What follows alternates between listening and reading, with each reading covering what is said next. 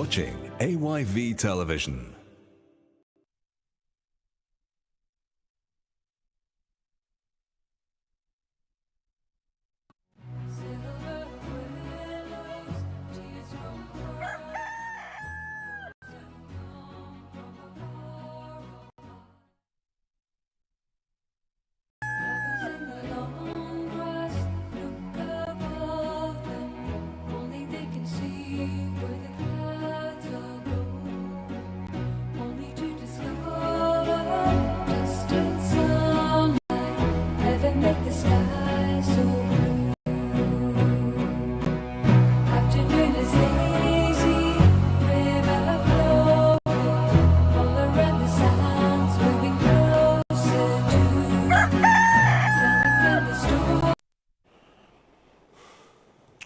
Right, indeed. Good morning, Freetown. Good morning, Sierra Leone. Welcome to your favorite program, Wake Up Sierra Leone, live on the Africa Young Voices. We're on television. You're also hearing us on radio this morning on 101.7 as usual. My name is Victor Jones.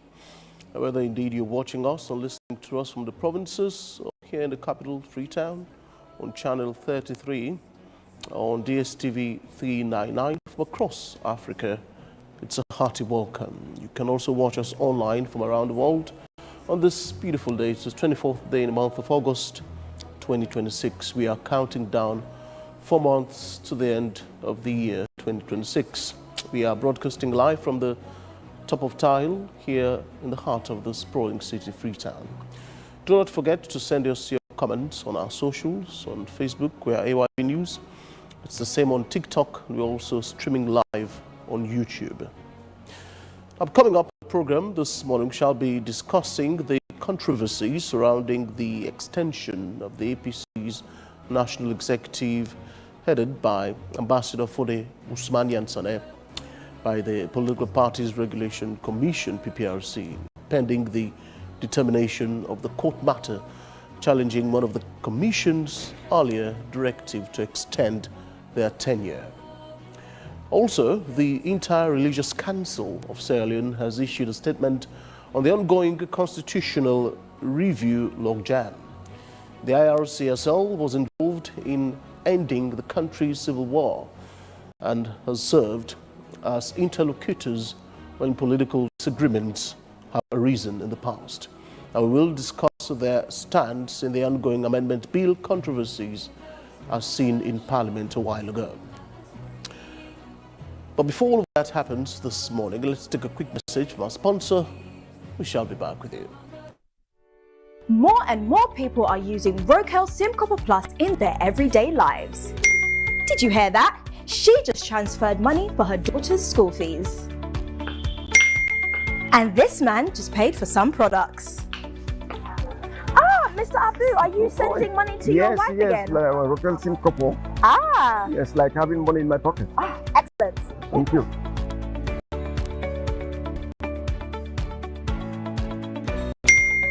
He just bought some eggs. The world is digital, so keep up with the times. Have you got a payment to make? If so, just download Wakeup SIM Copper Plus now. You can download the Wakeup SIM Copper Plus app from Apple iStore and iPad or Google Play Store for Android users. You see, it's fast, safe and reliable.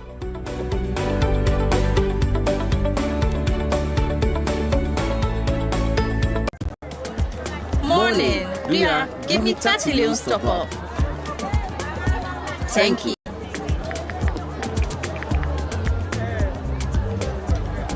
Hello, babe. How you dey do? Talk to Uba. Hello? Hello? Don't settle for a provider that cuts into your data and airtime. Ria, give me all the 30 deals. AfriCell gives you full value. AfriCell, now we network.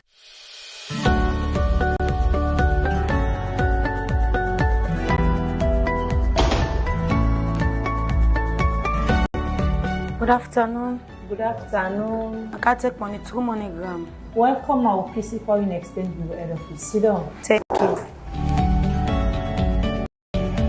You can write them. Waiting that mean? where you can take money to MoneyGram Area Western Union and any PC and Son shop, including with head office. You dey get 1% cashback instant. Yes, ma. You not tap bill. Every Thursday we can collect money. Now 59 Wellington Street. You say you dey show now the head office for the foreign exchange. You dey get 1% of that money you can collect plus additional gift. Wow! You mean say for me 1% I dey get gifts? Yes, ma. Wetin na the gift? You dey get gifts like 5 kg paddy jasmine rice. You dey get gifts like paddy oil, paddy milk, paddy mayonnaise, and plenty other paddy things then. Una thank you. You're welcome.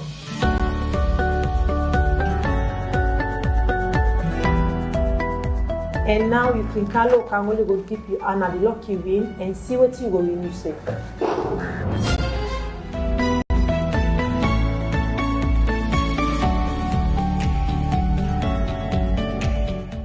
Wait till you dey wait. No miss out on the Thursday special. BC Foreign Exchange Bureau, the 1% the game plus Thursday special.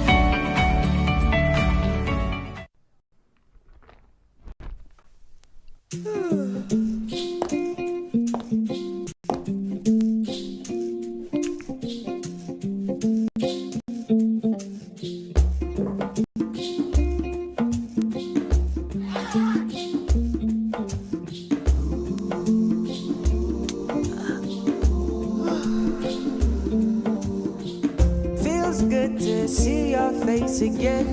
It's been a very crazy day. The joyous feeling in the air when rain falls on a sunny day. Happy, yeah. Let the stars, let the roll. Enjoy life's little pleasures with Maltina. Maltina. Share happiness. As mama, I always want waiting best for me picking them, especially when it comes out waiting them for eat and drink. Now this make I always they choose Sarah juice because they make come from with local foods them and nutritious and it gets less sugar than the other drinks them. Not to me say so. We lab test show say Sierra juice gets 50% less sugar than the other drinks them na the market. Because we mama they know waiting best for we picking them, now you make we always they choose Sierra juice. Sierra juice and nutritious, a healthy and sweet. Sierra juice, not the taste of Salome.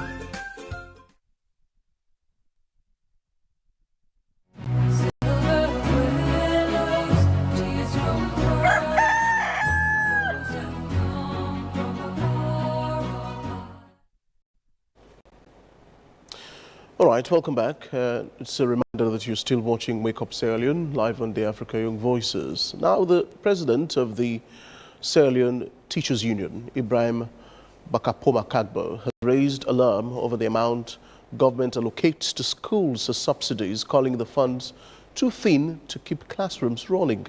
He says primary schools get 10 leones per pupil, junior secondary schools 50 leones, and senior secondary schools 60 leones. The numbers reflect that government share of spending directed to education has fallen sharply from a third of the nation's budget in 2021 to around a fifth by 2024. He also claims schools have gone 3 years without receiving teaching and learning materials on AYV's State of the Nations program. Let's hear from AYV's George Battle-Paul. The president of the Sierra Leone Teachers Union, Ibrahim Bakapoma Kagbo, says the current subsidy structure cannot sustain the basic running of a school, let alone improve outcomes. Beyond funding, he raised concern over the absence of teaching and learning materials, which he says schools have not received from the government in 3 years.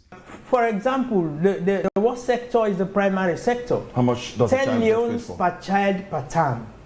10 leones, which you cannot give to your child now for lunch. It's 50 in the JSS and 60 in the SS. So it's 10, 50, and 60. Yes, you can see the disparity. Year in, year out, subsidies always come late. And that was one reason for the last strike we organized, because we think government should put some more emphasis, pay some more attention, and give some more priority to the payment of school fees subsidies. The reason being, this is the only source of income for the schools. First of all, that one for the last 3 years, schools have not received supplies, teaching and learning material supplies for the last 3 years. 3 years? Yes. Retired educationist Sylvester Mew echoes the concern, calling the subsidy levels a disservice to teachers and to the sector as a whole. I think the money is too small when you take into consideration. At times when they tell you in the primary school the total amount they are collecting, it's not even enough to pay two people for 2 months. It is really, really sad.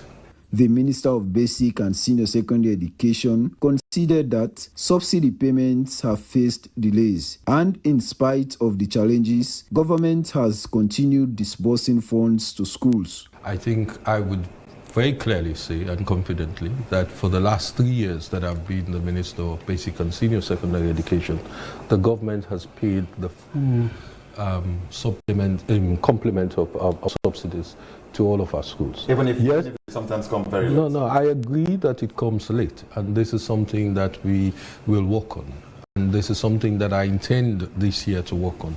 And by the way, just to confirm that the subsidies for the third term is being processed as I speak, and so I know that it will be paid.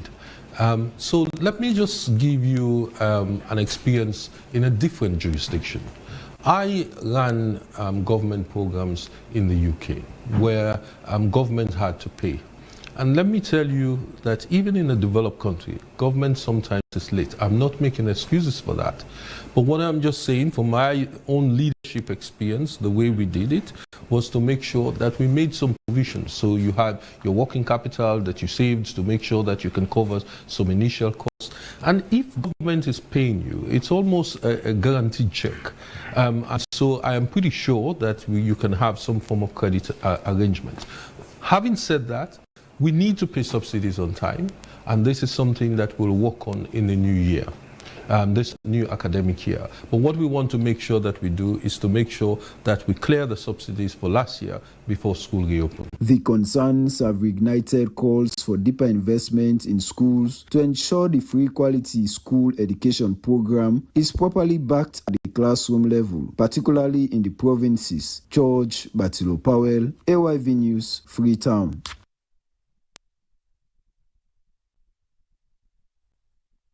Indeed, to AYV's George Batilo Powell for putting that report together. And now moving to McKinney, join our man, Abbas say.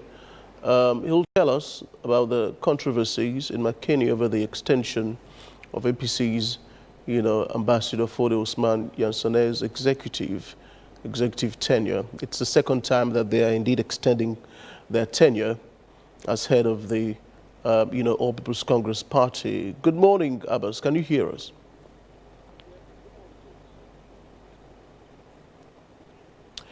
I cannot hear you, but I hope you can hear me, though, Abbas.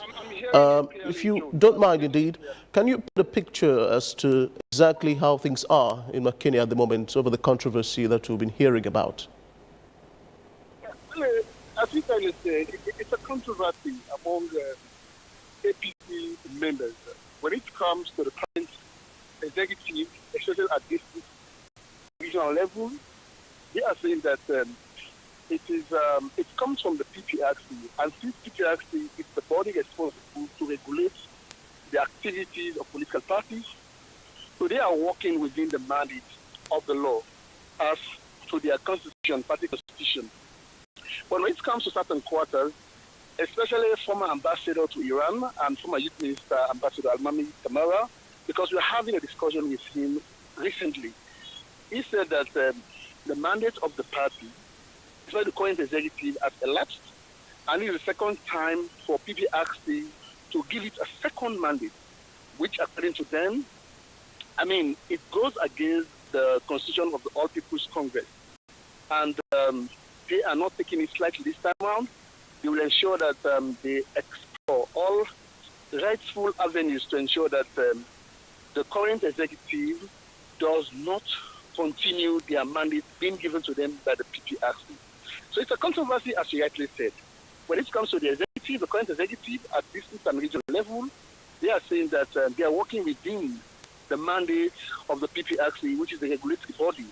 But when it comes to certain quarters, as I've mentioned, Ambassador Mami, Kamara, and others, they are saying the current executive is going contrary to the party's constitution. And according to them, the PC has, democracy has to start within the party, wherein they go by the dictates of democratization. But according to them, what the current executive is doing, it goes against the principles of democracy. And they will ensure that they take appropriate measures to see that the operations, the functions, and the mandate of the current executives being, halted, so that they have a new face of people to run the affairs of the APC. Abbas, it's one thing indeed to criticize and raise tantrums over what is happening at the moment, but it's another indeed to find a panacea, like a solution to the problem. What have they suggested, actually, aside from criticizing what's happening at the moment? Well, they said they will start doing an engagement to engage, the current executive and also engage the PPRC to tell them, the repercussion of what, the decision they have taken to give them a second mandate. We start to the engagement according to what they said. So if such engagement, both at PPRC and party level, fails, they will ensure they seek legal redress so that the law or the court of law will interpret exactly what's supposed to be, what's supposed to be the interpretation of the APC current constitution, which, according to them, the mandate of this current executive has elapsed.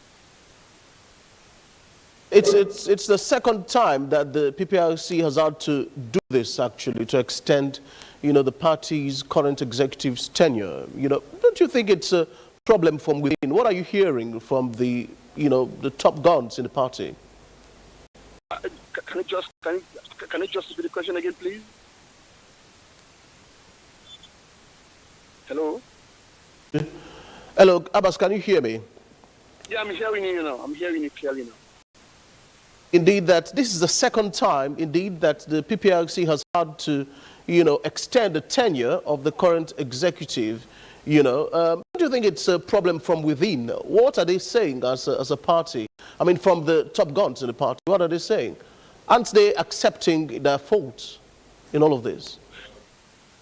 Well, really looking at it entirely, it's something that comes within the political party. And even on recent, one of the flag aspirants who hails from this part of the country, Dr. Richard Conte, he too, is not in favor of, the second extension of the party's mandate, especially the current executive mandate. So you see, hello? Hello? Yes, Abbas, go ahead. We can hear you. Please, continue. Okay, very good. Even one of the flag aspirant who hails from Bombali district, Dr. Richard Conte, is among, key dignitaries from this part of the country within the APC that is also challenging, the mandates, the mandates given by PPRC to the current executive for the second time. And he's challenging this issue, not only him, but as I mentioned also, former ambassador to Iran, Ambassador Al-Mami Kamara, and others. But when it comes to the grassroots, a quite number of them say that, since it comes from the PPRC, they have to allow the current executive to ensure that they take the party to convention so that at the end of the day they can have a new executive that will run the party for the next years onto election. But when it comes to those who are not in favor of this decision, they are saying we have to. They have to give. They have to give way to other people like members of parliament and other stakeholders within the party, like councillors or chairman of the party, or have a set of people who they think will able to man the affairs of the party. Because according to them, their concern is based on credibility, is based on how best this current executive will able to conduct a free, fair, and credible election during their convention that will be held subsequently. So that is the concern which these people are really raising. Lastly, Abbas, before you go, just to be clear, what exactly are members of the party accusing this current executive for? Is it incompetence or what? We're not incompetent. Just as I said earlier, they are not accusing them of being incompetent. What is their concern is that it has to do with the legality of the current mandate and how best this current executive will able to conduct a free and fair election as they will be having their convention either this year or subsequently. So that is the concern of these people that have raised these concerns. It's not on competence, but it's based on credibility and the legality of the Constitution. Because they are saying that if APC is talking about democracy, talking about a peaceful transition, it has to start with them. They cannot be bashing at issues of personality at the national level. When it comes to their political party, they are doing something differently. So therefore, democracy has to start within themselves so that if they come into governance by 2028 or so, they will be able to do exactly what they have been practicing at party level. So that is the concern of those that are challenging the mandate being given to the current executive by PPRC. Well, many thanks indeed, Abbas Sise, who's been, speaking to us all the way from the provincial town of Makeni there, apparently the headquarters of the main opposition or People's Congress. I'm sure indeed you've been following the controversies. The PPRC has had to extend the tenure of the party's current executive for the second time in a row.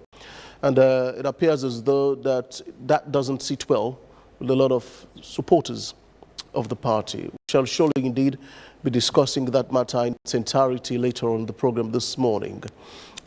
Now, we turn to our studios here, where the public has been flooded with inundating views on the amendment to the 1991 Constitution Act of 2025. Now, the proliferation of such positions have spanned from legal scholars, civil society groups, experts, and even political analysts. Among them is the Inter-Religious Council of Sierra Leone, which arguably carries the largest followership of about 70% of the country's population. The council, in a presser, has called on stakeholders involved in the process to maintain the highest pedigree of responsibility, transparency, and national consciousness. The council also noted the essence of ensuring commitment to peace, unity, patriotism, and the process of constitutional reforms, while also reminding the legislatures about the MPs that the Constitution is the people's property, being the supreme law of the land. So this morning, to discuss all of that, we've been joined by Sheikh Ibrahim Bari.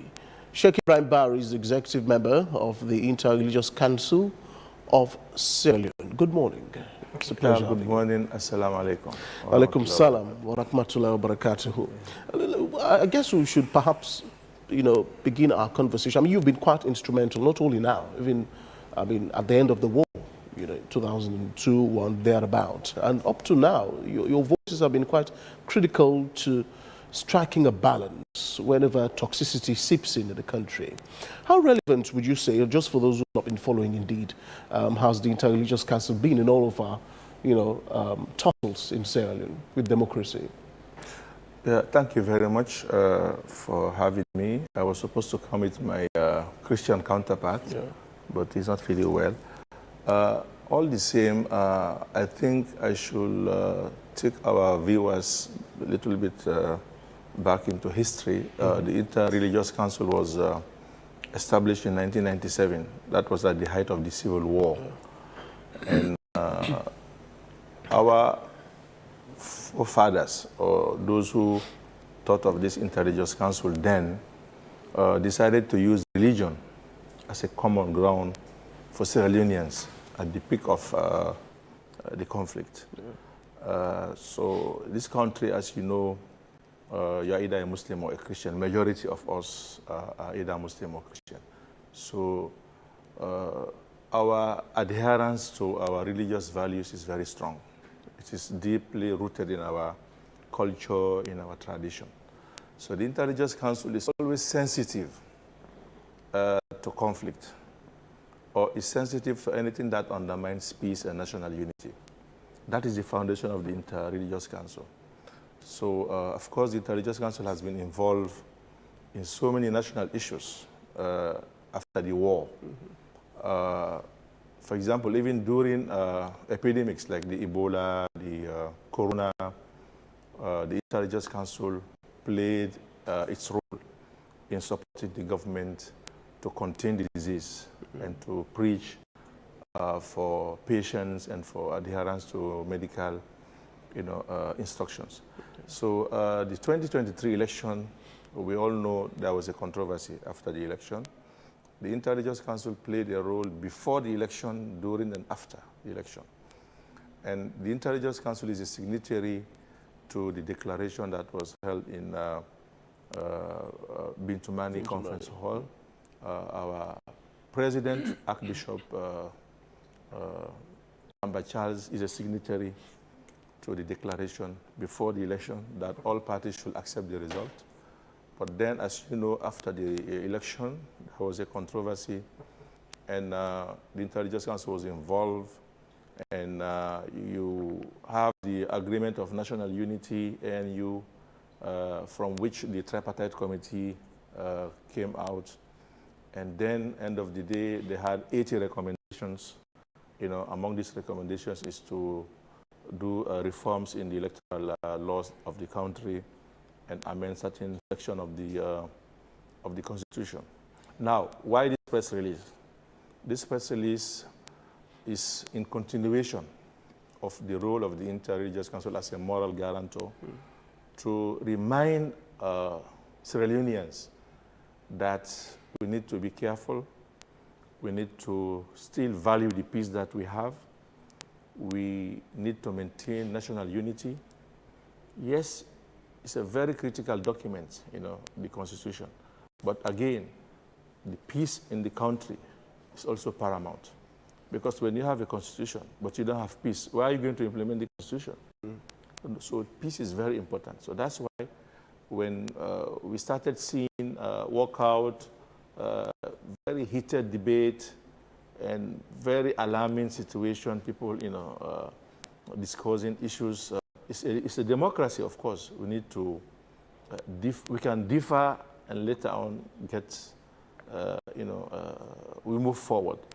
But then we are somehow taken back when we see things are really developing the way that it's not supposed to be. Okay. So that's why we issued this press release. Number one, to remind us of the importance of peace and unity. And number two, to go back to dialogue. Let all parties, go back and sit down and continue to discuss, and do the right thing according to the laws of the country. Okay. The Inter-Religious Council was one of the many bodies in Sierra Leone that wrote position papers to Parliament when the amendment was all going. Just to be clear, what exactly, was the position of the Inter-Religious Council then in that paper? Well, the Tripartite Committee asked the Inter-Religious Council, or religious bodies or leaders to also participate, because it was a national consultative process, So we were invited. They asked us to also come up with our own views, suggestions. So we held several meetings, one in Brookfield Hotel, the other one in Bintumani Conference Hall. So when we engage our congregate, we receive, input from them. And we reduce that input into a position paper, about 5, 6, 7 pages. Okay. And during this consultation that we have, we realized that some people supported the PR system, but most of them, they did not even know the PR system. They say they are not familiar with the PR system. Okay. They are familiar with the first past the post. Okay. So it is in the report, the position paper. And some of them say, yes, the PR system has some positive aspects, but they are limited. And what we did is to submit exactly what we got from that consultation to the committee. So that was our position. Our duty is to consult, and at the end of the day, submit the outcome of that consultation. And in summary, your position was what? What did you go for? I mean, it was, two different instruments, first past the post and proportional representation. Yeah, which of the two did you go for? The PR system is good, okay, but the other, the first past, post is better. Okay, and there was some, explanation for that. But now we have passed that stage. No, I just want, because it stemmed from that particular area, all of these position people, that culminated in the heated debate you saw in Parliament later on. And I'm asking this because I just wanted us to be clear as to what exactly the Interreligious Council had called for. So you had actually directed your attention to the first past the post and suggested that to Parliament. Was that the case? Yes, our position paper is submitted to Parliament, and I think during the debate, suggested first past during the the parliamentary debate, if you follow the parliamentary debates, yes, some parliamentarians did even mention the Intelligence Council position. That you supported first past the post. This is that the case? Majority of the those who were consulted. Yes, Sheikh, I just want to be clear. You supported, not you, the Intelligence Council supported first past the post. It is in the position paper. Yes. No, Sheikh, it is. It is in the position paper. Yes. Sheikh, I understand. I told you I said majority. Yeah, I know. I'm asking this question not to you particularly, but the organization. The organization had actually clamored, for first past the post. Am I correct? Yeah, this is based on what we collected. All right. So unanimously from all of the members, they had actually suggested first past the post. Now to my second question. Do you think... Well, you said unanimously. Wasn't it unanimous? If you go through the... So how many people voted for first past the post? You want us to break that down? Most of them. Most of them voted? Most of them, yeah. We didn't vote. Don't get into the voting system. Well, it suggested. A lot of them suggested first past the post. Yes. Yeah. Just a few of them, actually reached out for the PR. Yes. Although they criticized also the first past the post, but majority, said they prefer the first past the post, and they mentioned why the PR system. They're not familiar with the PR system. They don't even know how the PR system works, and the power is concentrated in the hands of the party. And, you have I will give you a copy of the official paper. Yeah. All right. Now, do you think your paper was given what you termed, I quote, due consideration in your press release? Do you think it was given that due consideration in Parliament after you had, tendered it to Parliament and suggested first past the post? Well, you see, we are not Parliament, okay? We are an interfaith body. We have played our role. Now it's up to Parliament to play their role. If you go through our press release, we ask everybody to play its role and to give priority to Sierra Leone, to the peace and nationality in Sierra Leone. So Parliament, they know their functions. We cannot interfere into parliamentary debate or whatever. We are not a law enforcement. We are not a legislative body. We are just a religious body. And what we said in our press release, Sierra Leone belongs to all of us. So let us be conscious of that, and let us do the right thing. Let us do the right thing. Let us adhere to the Constitution itself, and do the right thing. But the deed has already been done, Sheikh. I hope you understand that. Yes. You had actually voted. It's now with the, the Supreme Court of the land to interpret the provisions that were used to make that judgment on that day. I mean, so what exactly, if you were indeed to change things, to trace your steps back, what would you wish to have happened? Well, that's why we came in. to give hope. Okay, we are not people that. What do you want to happen now? It's to continue. It's a process. To continue the debate. Yes, no, to continue the process of engagement. Okay. That is not end of the world, by the way. That sitting is not the end of the sitting of Parliament. They're in recession right now, and they're coming back. So life must continue. We have witnessed several challenges in this country. Okay. So I don't think this one will, bring us down. What we are saying, let us continue the dialogue. Let us engage all stakeholders, and let us move forward. Okay. And I believe there is a solution. There is a way. That is not the end of the world. And the solution you're proposing is what exactly? For them to go back to the drawing board? What I'm saying, I'm not here to dictate what they do. You know, they have their own rules. But you're getting a paper, you know. Surely you have a position on this. I mean, because they have to continue. If you read the press release. Yes, I have it in front of me, actually. They have to continue. They have to go back to Parliament and continue. Continue the process. It's not the end. They have to continue. We have to move forward, you know. But we don't want to see boycott. We don't want to see walkout. We don't want to see, you know, any disruption to the natural flow of things, you know. And that is not the end of the world, you know. We have to continue, no matter how we look at it. Sierra Leone must continue to exist, okay? And let us not take this thing as this is the end of Sierra Leone. No, we are against that notion, you know, that, you know, yes, it's a serious issue. It's a very serious issue.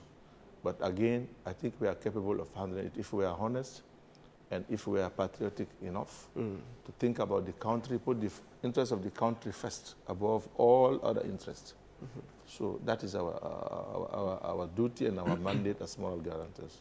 You've called on the President, Julius Marabio, and all other relevant stakeholders to act, I quote, in a God-fearing manner. What would God-fearing manner mean in this instance? Well, I told you earlier, Sierra Leone, although it's a secular country, you know, Sheikh, what we are dealing with, let me answer the the complexity of it all. They are not dealing with actual religious issues right now, you know. But we are using religion to solve the issue. We are a religious body. We are not a law enforcement body. We are not the bar association. We are not. We are interfaith organization. So we have to use religion. That is our tool. Even during the war, we use religion. We use the Bible and the Quran. We quote from the Bible, from the Quran. We send bishops and sheikhs and imams to rebels and to, you know. So that is the way how we operate, you know. We have to tell you, you are a religious person, and you will be answerable to whatever you do. Think about that aspect as well.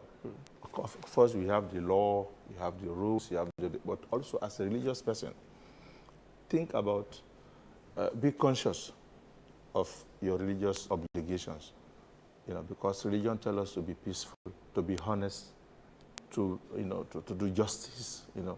So it is our duty to remind us of these values that we have, you know. Sometimes we look low upon these religious values, but they are very important because you are a human being, and the religious aspect of the spiritual aspect is very important. Not only the intellectual aspect or your legal status, but also the way you think, your mindset from the spiritual and religious perspective is very, very important. Most of those rebels who the intelligence met during the war, okay, they agreed to the peace because of religious conviction. Yes, not because of any threat, not because of any force. No force was used against them. So that's why we said all of us should be reminded of our obligations to the religion that we choose, whether you're a Muslim or a Christian. Because at the end of the day, you know that will be answerable to God. Let's go back in time. I mean, before now, another huge contention that lawmakers were faced with was the passing of, you know, the abortion bill in Parliament. In fact, we saw that the Interreligious Council came to the center of that particular debate. So the government at the time said they had met with the Interreligious Council and you had agreed to all of these provisions in the act, not for you to just, you know, wake up one morning and storm Parliament and started shouting that you are not going to agree with the passing of that particular bill. What happened? No, what happened was Because if you told government that you had agreed, why then protest in Parliament later on? Well, what happened, we were engaged by the Minister of Health, okay? We went through the draft, and we raised our observations and objections to certain aspects of that bill.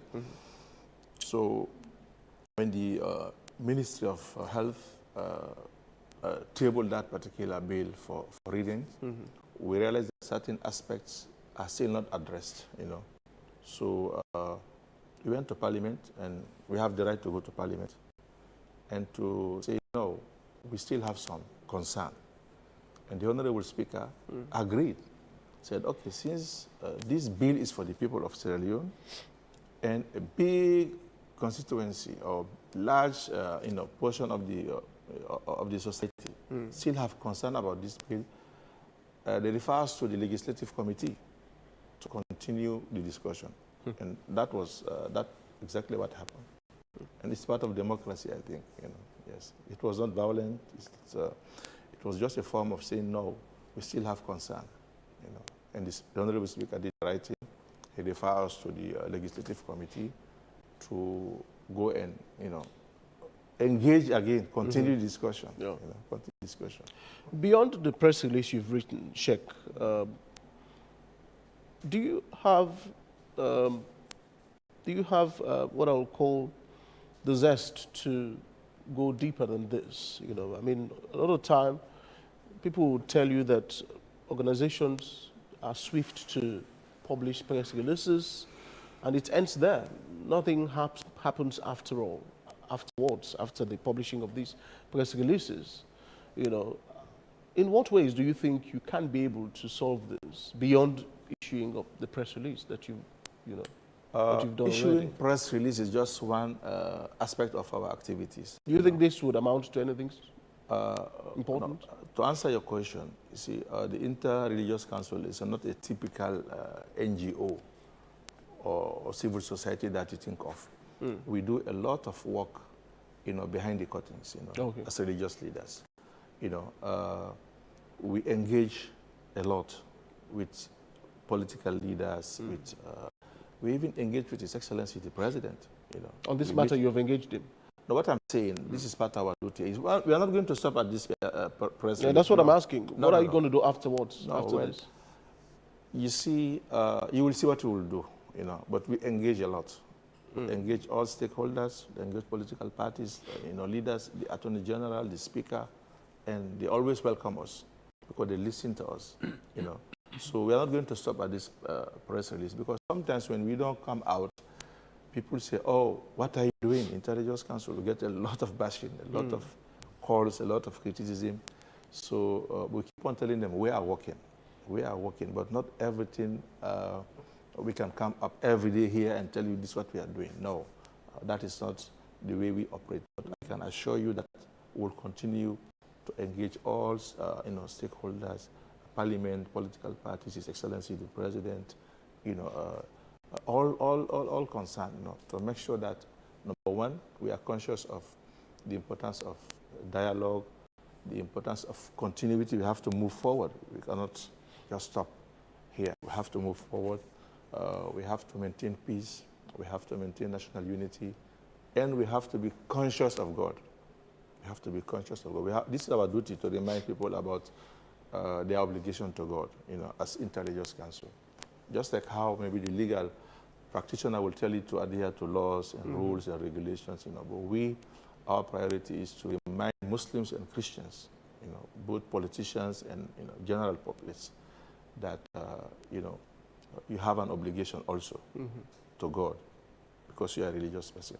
Beside the law, you have to be a good citizen, a peaceful citizen, but also you have an extra obligation. And this is the approach that we have been doing, as I said, during the war.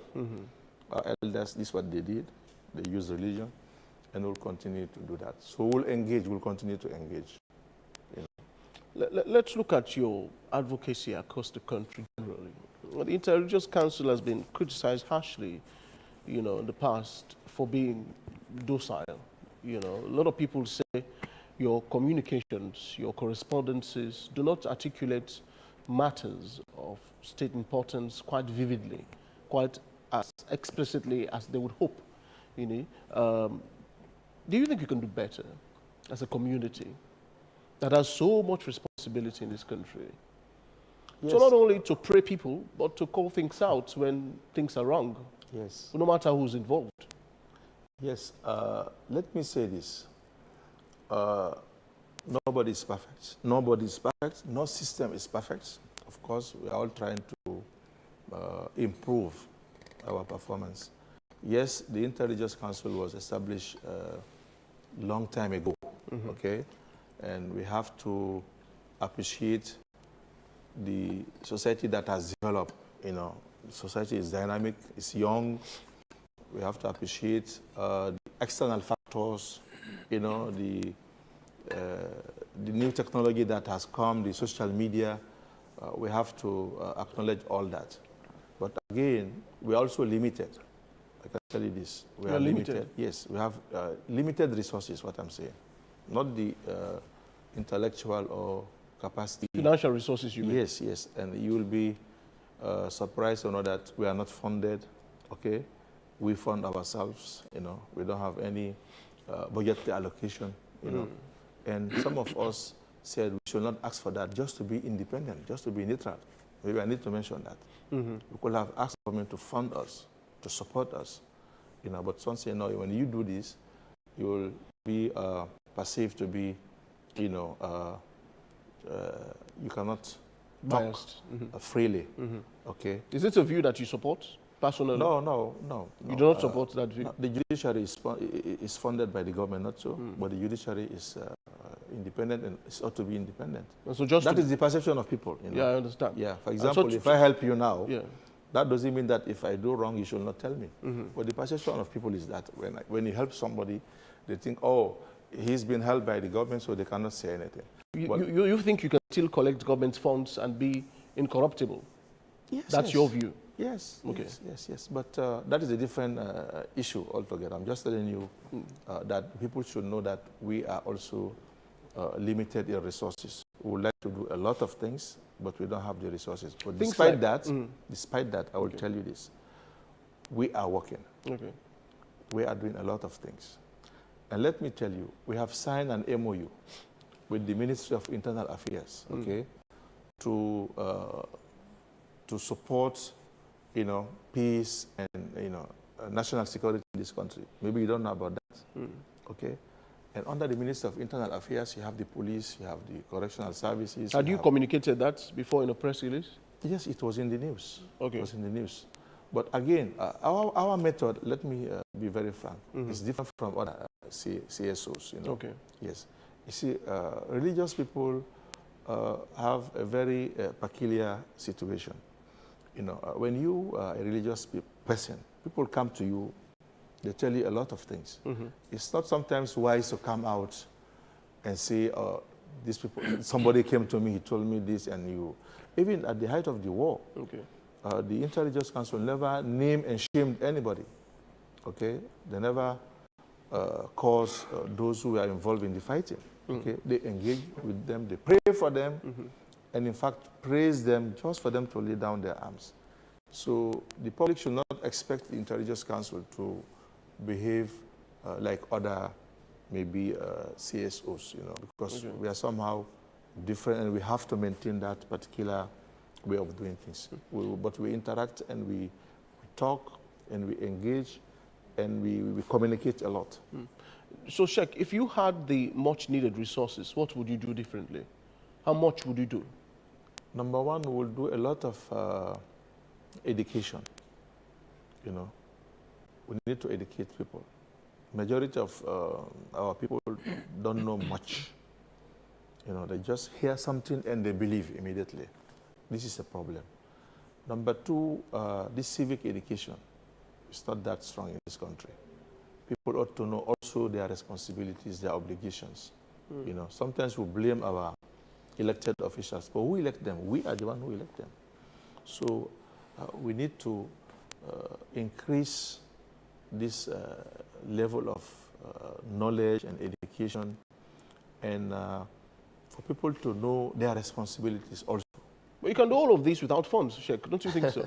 How? Well, the idea is each sheikh, you know, imam or pastor or reverend have their, you know, communities that they preside over. You have your churches, your mosques, to talk to your people each day. Okay, when you go to a mosque, for example, what is the capacity? 100, 200 people, 200 people? What is the population of 8 million?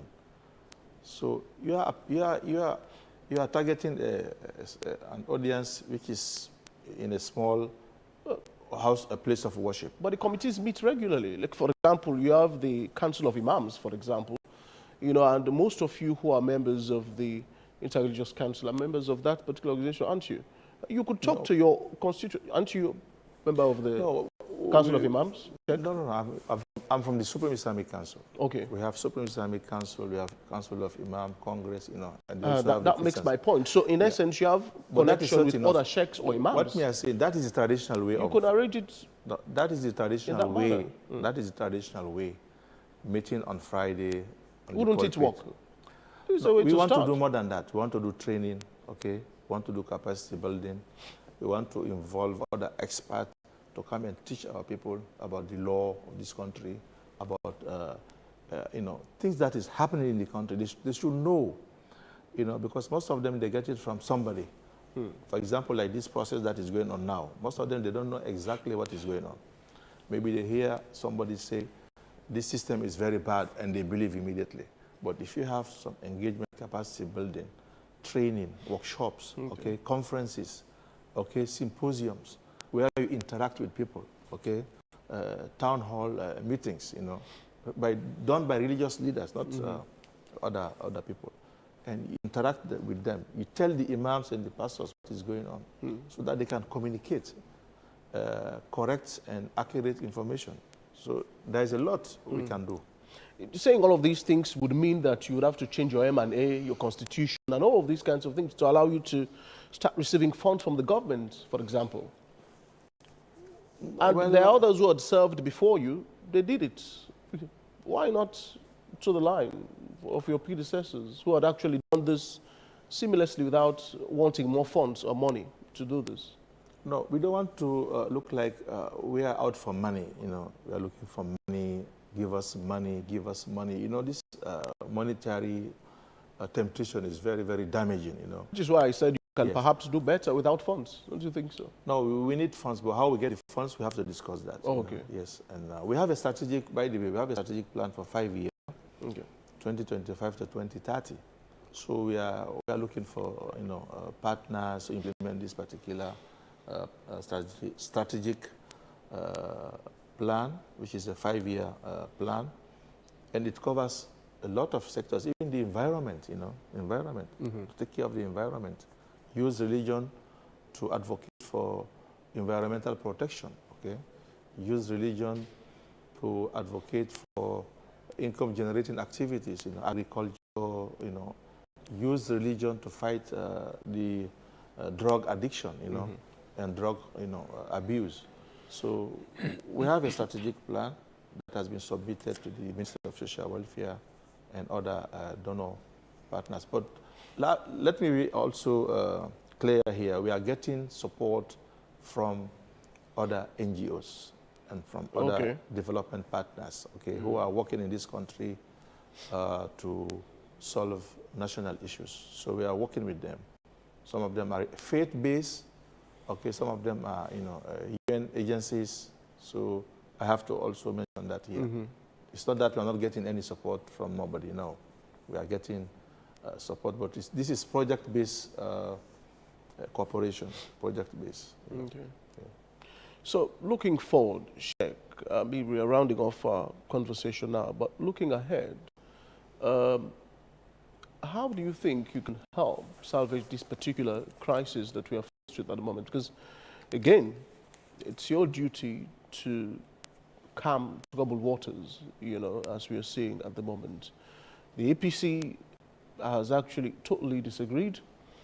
The SLPP thinks what they've done is for the people of this country, you know, and we've seen your press release, we've read it, we've digested the contents of it. But what happens next?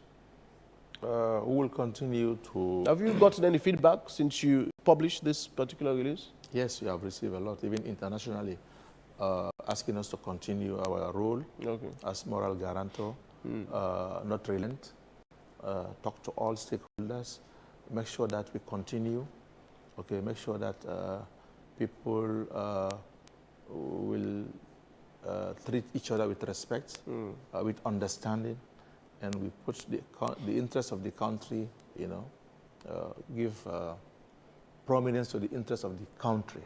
Whatever is good for this country, let us accept. Okay, let us move away from selfish interests or even partisan interests. Has any been received from the president, the SLPP, the APC? These are the targets, aren't they? Yes, all stakeholders. Yes, of course. Yes. Have you received feedbacks from them? That's what I'm asking. No, well, I cannot announce that here now. What I'm saying, we will come out to you. Is it a secret it's a process. It's a process. It's a process. It's a process. You know? And it's not an activity. It's a process. You know, we are on it. You know, but I can assure you, we are confident. You know that we'll move forward. You know, will not relapse. Yeah, will not relapse. You know. The bottom line is first to accept that this is a huge enigma. It's a big problem.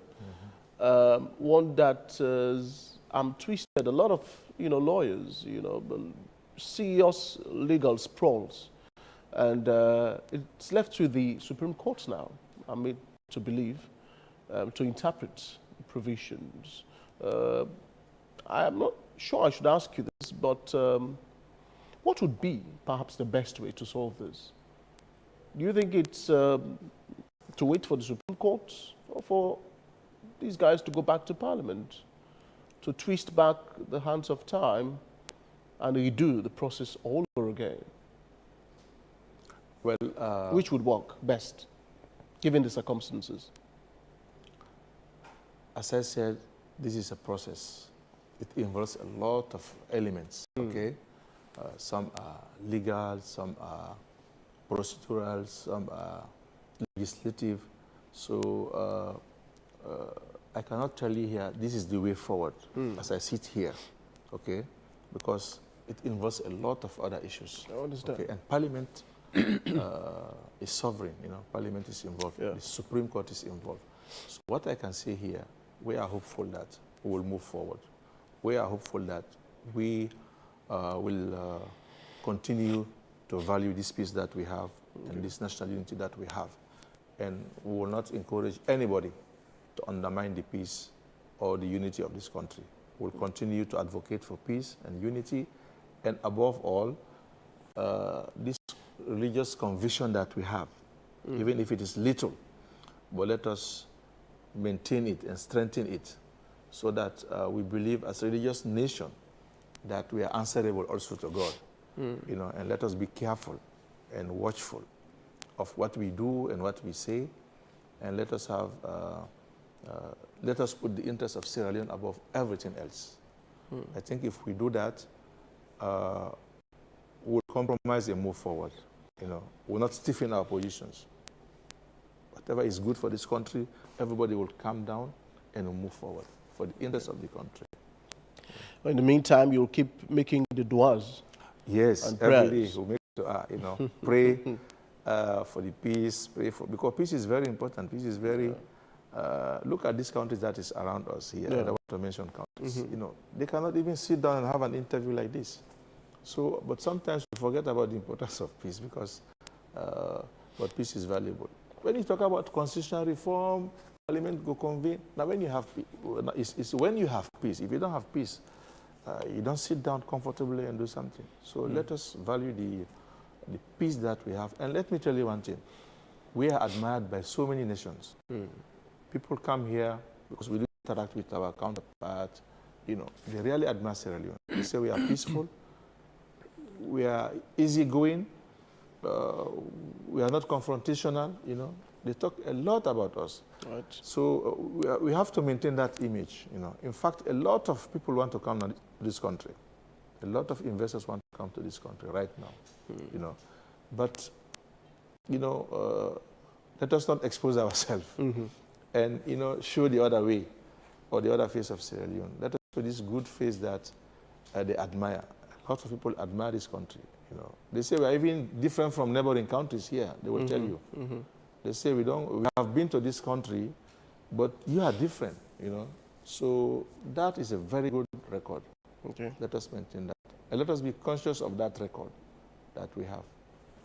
Right, as Winston Churchill had once said, it's better to jojo than to war. Yes, exactly. Thank you so very much indeed. Able Sheikh, hope to be getting you from time to time on this program to articulate, you know, the matter. Just hope that, you know, a particular compromise is struck eventually for the better of everyone in Sierra Leone. But I thank you so much indeed for coming this morning. It's a pleasure speaking with you. You've been hearing from Sheikh Ibrahim Barry, Executive Member of the Interreligious Council here in Sierra Leone. We're going for a short recess. We shall be back with you. More and more people are using Wakeup SIM Copper Plus in their everyday lives. Did you hear that? She just transferred money for her daughter's school fees. And this man just paid for some products. Ah, Mr. Abu, are you sending money to your wife again? Yes, like a local SIM couple. Ah. Yes, like having money in my pocket. Ah, excellent. Thank you.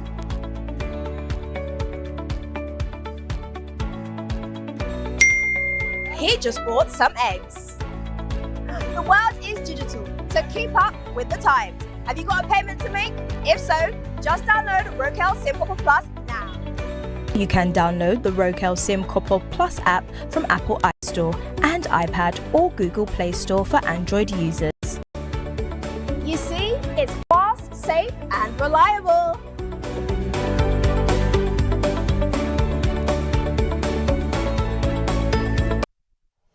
Download and register My AfriCell Sierra Leone new app today and enjoy 1 GB data for free.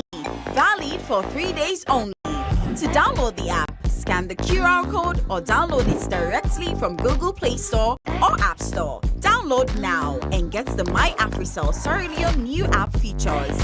For more info, call 111.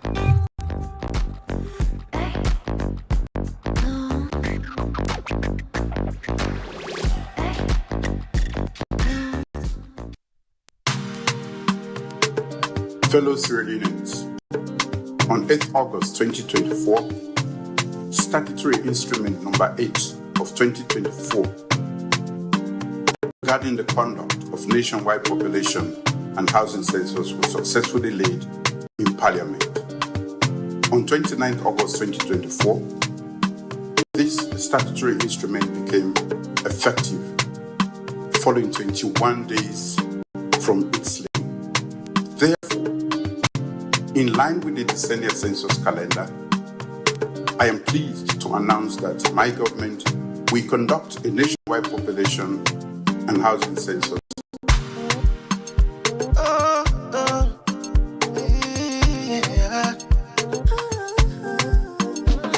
It's 2026, we dey get with census. Make all my telling fambulem, and responsibility for bring development. Make all my telling fambulem. From the east to the west, blah blah blah. From the north to the south, blah blah. No matter how you dare or you try, blah blah blah. You want to call mama or papa, blah blah blah. One picking on the bar, blah blah blah. Auntie or uncle, blah blah blah blah.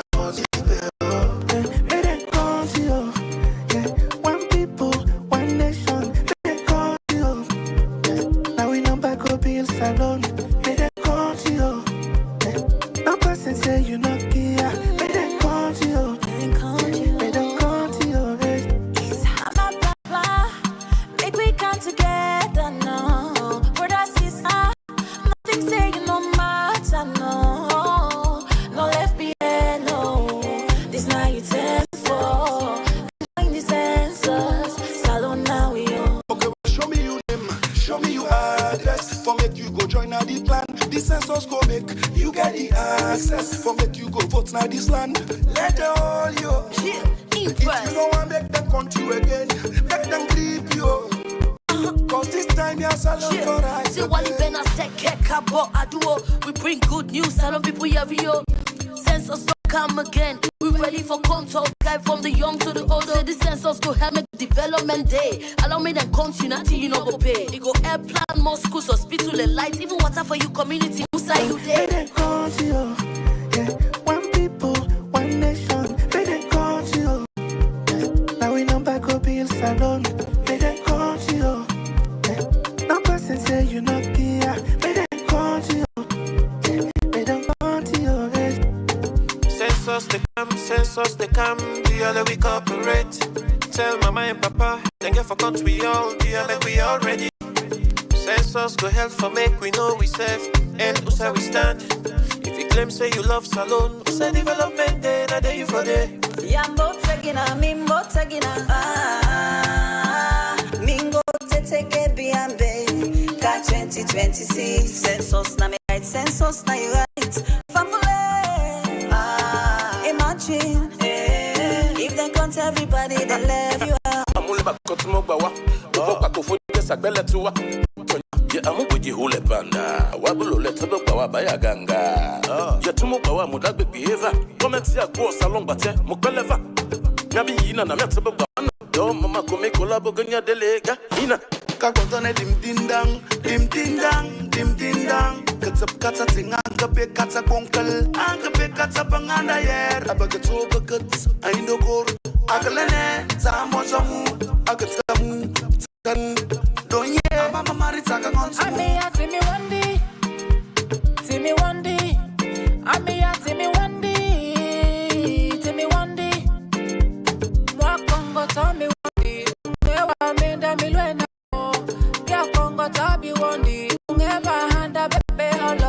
From the east to the west, blama blama. From the north to the south, blama. No matter how you do or you try, blama blama. You want to go, mama or papa, blama blama. One picking on grandpa, blama blama. Auntie or uncle, blama blama.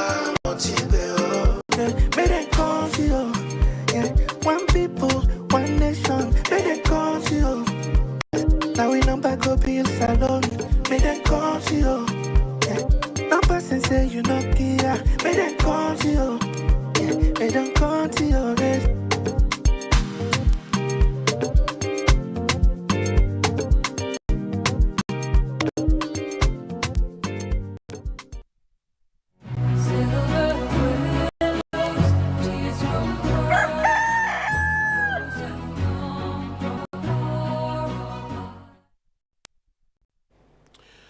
All right, thank you so very much indeed for joining us again. This is Wake Up Sierra Leone on the Africa Young Voices Media Empire. My name is Victor Jones. Do not forget to join the conversation online on any of our streaming platforms. We're on Facebook, AYV News, TikTok, and also on YouTube.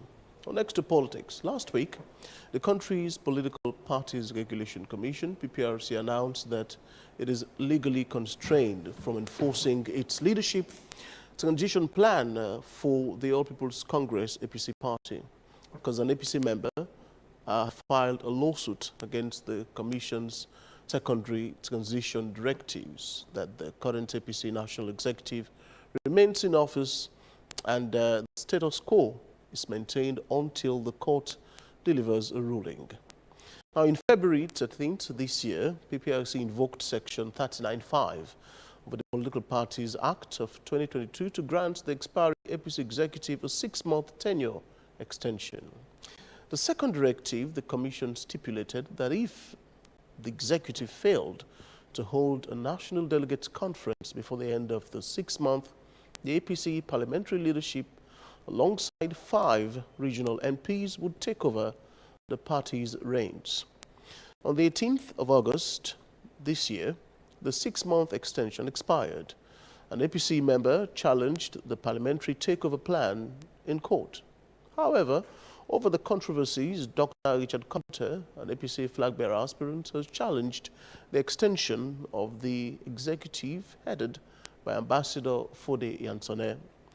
So this morning, to discuss all of the ramblings and all of the controversies, we've been joined by Dr. Richard Conte, who is an APC flag-bearer aspirant and challenger of the decision and also Lucene Momo, who is Director of External Relations of the Political Parties Regulation Commission. Good morning, gentlemen. It's a pleasure having you. Good morning, and thanks for having me. Indeed, I'll start with you, Lucene. On which spirit did the PPRC extend the tenure of this particular executive again for the second time? We've not extended the lifespan of the All People's Congress executive for a second time.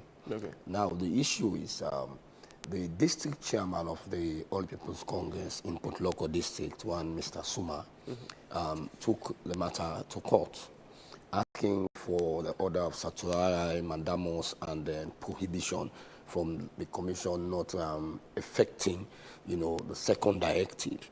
And that second directive is saying that if they fail by the 18th of August this year to go to NDC, then the leadership of parliament, together with 5 other MPs, as you said, will continue the administration of the party. And then the IEMC will continue, their job to take the party onto convention. Because the matter has been taken to court, we were constrained, to continue, with the second directive. That is why in the press release of the 17th of August, we said that we'll put on hold on that until the court decides on the matter that is before the court.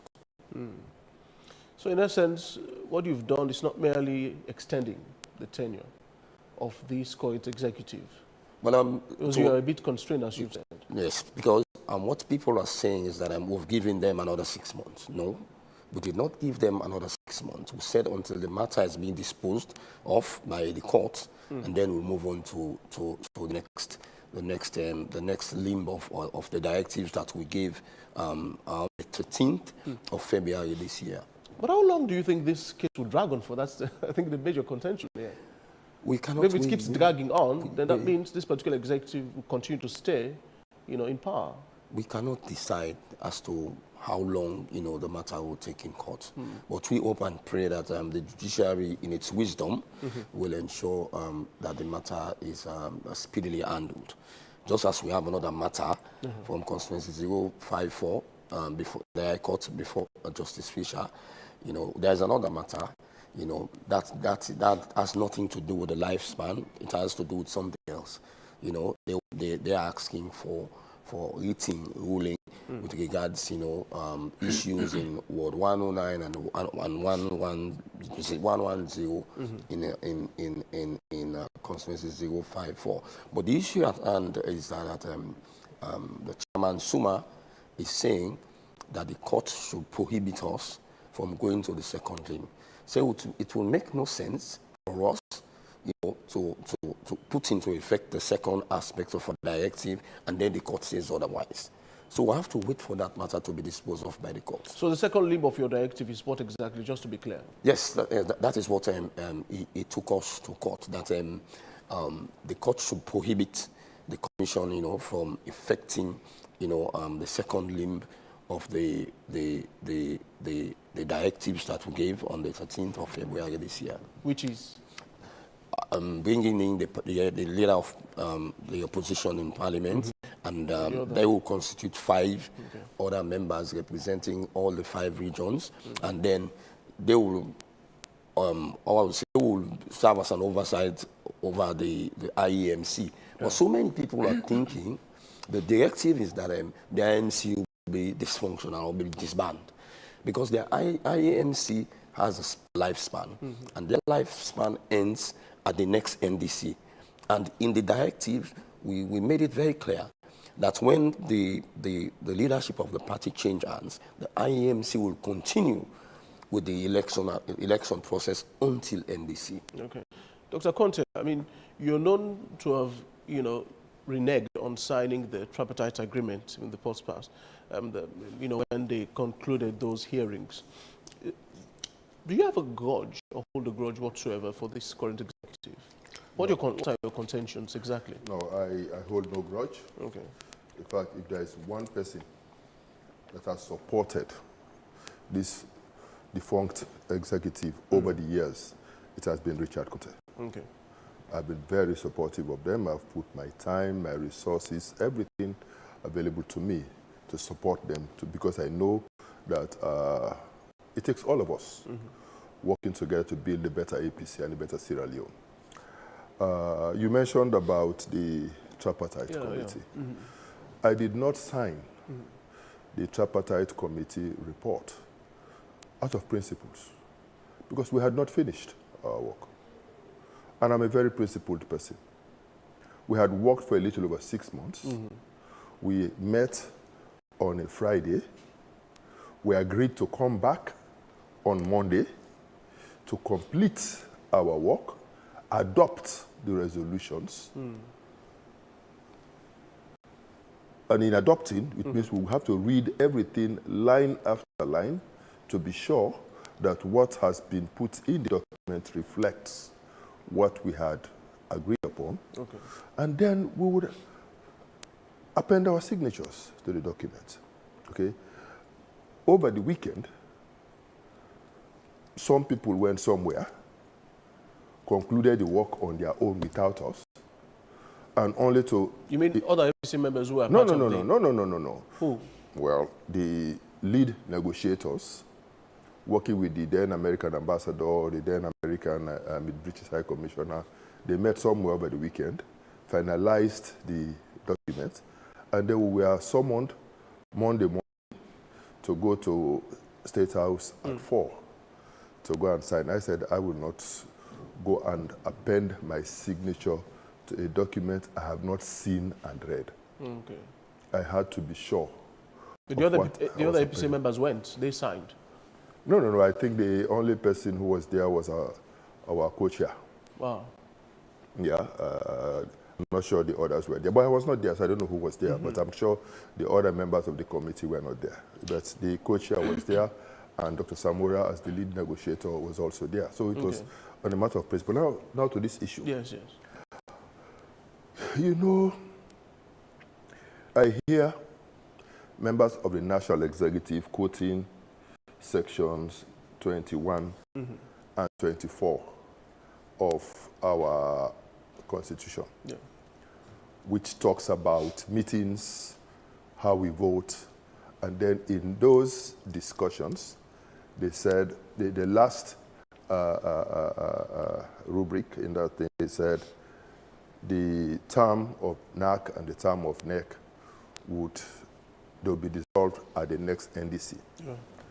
What these guys who are putting forward this argument are failing to realize is that all the members of NAC and NEC are elected for 3 years. And it presupposes that they will do their work within 3 years, and by the end of the 3 years, will organize a convention. So basically I'm saying it was hoping and expecting that they will do the needful. They will do the right thing, they will respect the time limits. In section 52, which talks about tenure, it's very clear. It says all, not some, national officers of the party shall hold office for a term of 3 years and shall be eligible for re-election for another term. And then they added, and no more. They could have stopped at for another term, full stop. But they added, and no more, for emphasis, to show that you are elected for 3 years and only 3 years. You cannot add. You can be re-elected once. You cannot add. Okay. What I find strange is that our people cherry pick. Let me start by stating that Suma is a member of the National Executive Committee of the party. So, by virtue of his position as a district chairman, he's a member of the National Executive Committee, not the National Advisory Committee, but he's a member of the National Executive Committee. So, he's affected by this. What I find strange is that this constitution is not new. It has been in place since 2022.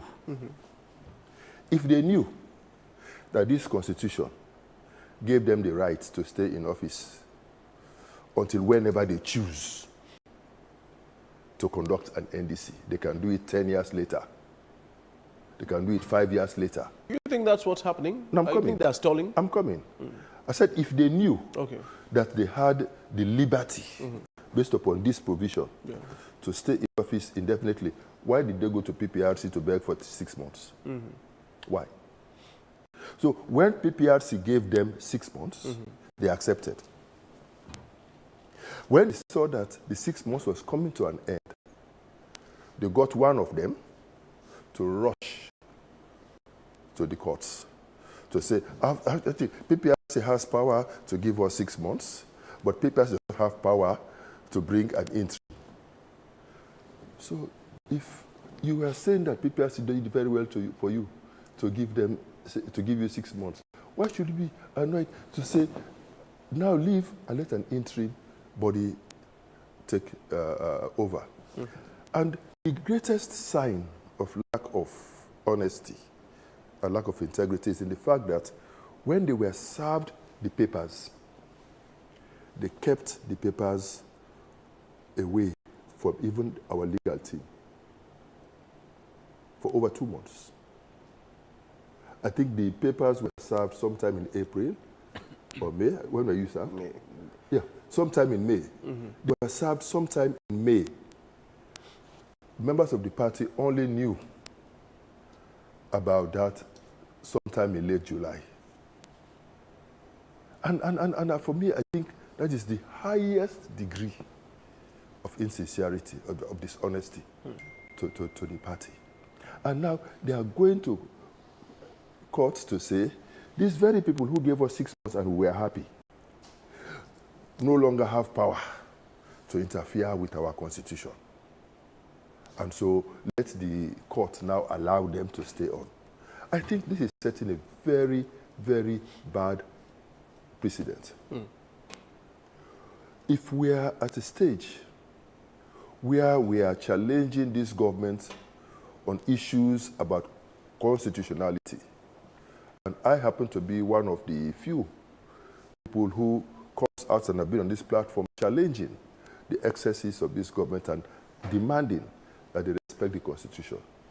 We are already hearing rumors that this government is planning to extend 2 years for 2 additional years beyond 2028. These rumors about... In the current executive? No, the current SLPP? SLPP government. They are planning the to rumors, extend their tenure? Yes, they are planning to come with... It's a rumor. Planning to come with a bill. Do you believe in such hoaxes? No. In politics or in security discourse, you never discard any rumor. You take it into cognizance and prepare for the inevitable, for what the outcome could be.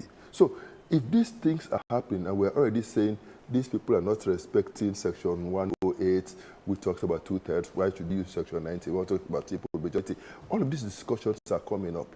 How will we have the moral high ground to come again and start chastising, going after SLPP and the government when our own party is flouting the extant provisions?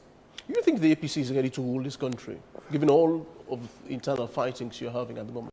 No. They would not have internal fightings. No, but these we are just have serious people, discrepancies. We just have a bunch of people who decide to do the wrong thing. You're painting a picture as though the current executive is not willing to leave power. Yes. That's not democratic, don't you think so? Exactly. And that is what we are saying should not happen. Because, you know, I'm a Christian.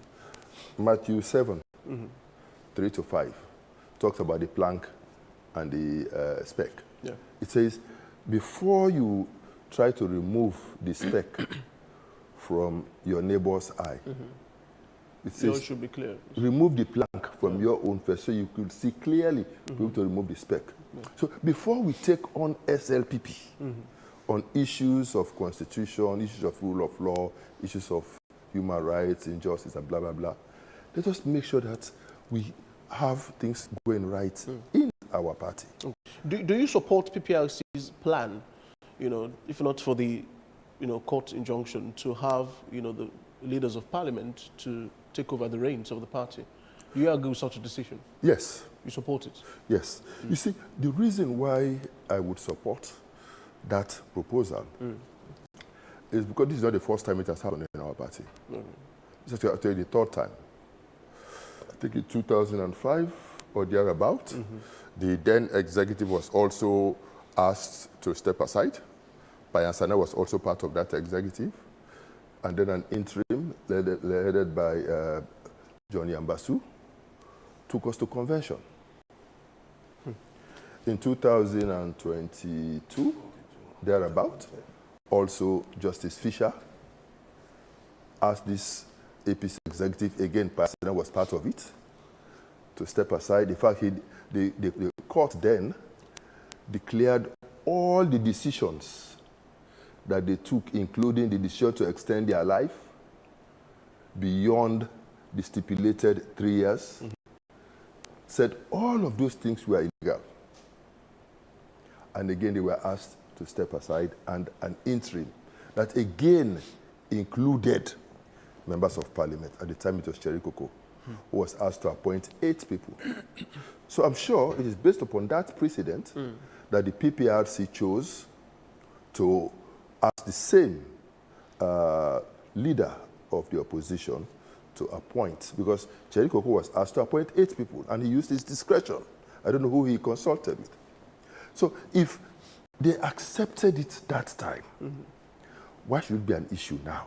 Or is it that they were more comfortable with Cherry Coco than with Abdul? You see, all of these types of things raise a lot of questions, a lot of eyebrows. But either way, I think they should learn to respect our constitution and to do the right thing. I sincerely, I don't want to give a 100% pass mark to PPRC. I've just commented on that decision. Okay. How I wish in February, PPRC had just told them, respect your constitution. That's what I wanted to ask. We wouldn't have been where we are. Do you think it's the PPRC that has actually caused all Yeah, of they these, laid the foundation for problems? this. They laid the foundation for Do you this. blame them for all of this? Yes. They laid the foundation for this. They should have simply said, we will not get involved. You had the option of stating that in your constitution. Your constitution says 3 years and no more. You know, so we will not impose ourselves on the party to start extending terms. Lucien, is there a reasoning why the PPRC extended the tenure of this executive for the first time? Why? Well, again, there are hierarchies of law, and the ground norm is the Constitution of Sierra Leone. 171:15 makes the Constitution the supreme law of this land. And Article 5 of the APC Constitution of 2022 says the Constitution is their own supreme law, but it is subject to the Constitution of Sierra Leone 1991, Act number 6 of 1991, and any other law. And that any other law in this instance is the Political Parties Act.